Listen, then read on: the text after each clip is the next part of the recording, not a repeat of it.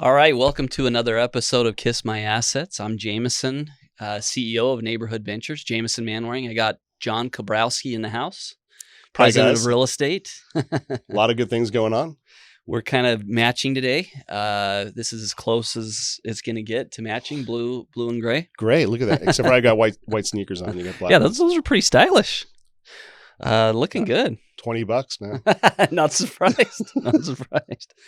Well, speaking of good deals, let's talk about venture on 36th Street.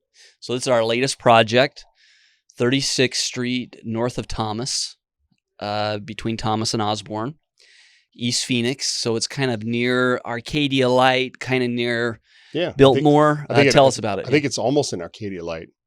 I didn't realize that Arcadia Light was there until you look at the street signs. You go, oh, that starts it. Yeah.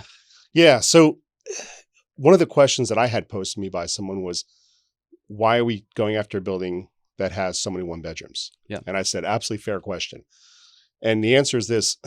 I do prefer 2 bedrooms. They're more versatile. We get more rent on a square foot basis.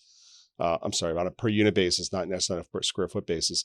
But the value of this property is that we have so much employment in that neighborhood, whether it's the shopping centers, the restaurants, some of the other businesses in the area, and the one bedrooms in that area rent really well. Yeah. And the rents there are low, and the property is not very well managed.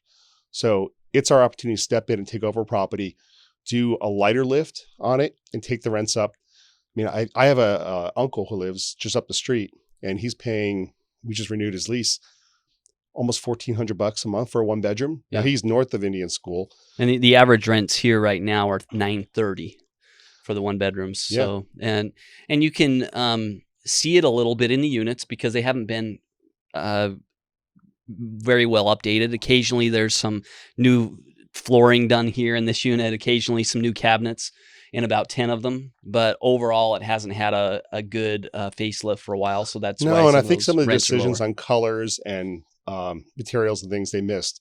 So it's a neighborhood that would benefit from this renovation.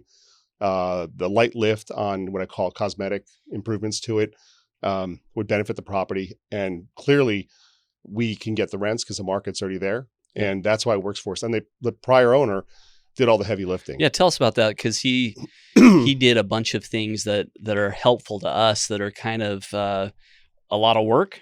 What are some of those things that stood out to you? Yeah, they're a lot of work. Things that required permits, timing, big costs. So that property used to be a master meter property, whereas one big chiller system that ran all the heating and cooling for the property. And let's just talk about that a little bit. So that meant the tenant didn't pay for their own heating and cooling. It was done by the landlord, and then that was just built into his costs.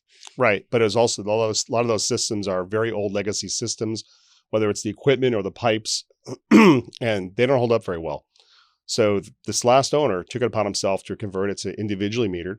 So big cost in terms of electricity, new panels, air conditioning units. So every one of those air conditioning units are all less than 2 years old. We checked that.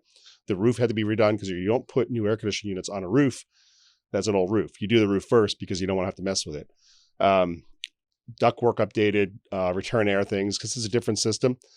And he redid the pool, the courtyard, painted it. But again, choice of colors, choice of materials. Oh, it's 90s at best. It might be 80s. I don't know. The colors are brown on brown. and there's the thing he did also is he eliminated the laundry room. There is a laundry room there that's used. I don't know why they even keep it there, but the units are set up for washer and dryers. Yeah. So it's one of those things that to us, we would have done it a different way if we had approached it. But the fact that this guy went through all the trouble to do this, it's just an easier renovation. And again, the rent bump from, I saw we had rents at like $895 there and $850 to go to $1350 at a minimum, probably a little bit above that. That makes sense to me. Yeah, and that's where this, from an investment standpoint, makes sense. We're one of our standards that we look for is properties that are below market rent, which this is. It needs a renovation, but it doesn't need the heavy lifting. So we budgeted $20,000 per unit, 30 units. 2 of them are 2-bed, and then the other 28 are 1-bed. So as John mentioned, most of them are 1 bedroom. We're buying it at $160 a unit. So our cost That basis is is a 160. great basis to be on that property. Yeah. Yeah.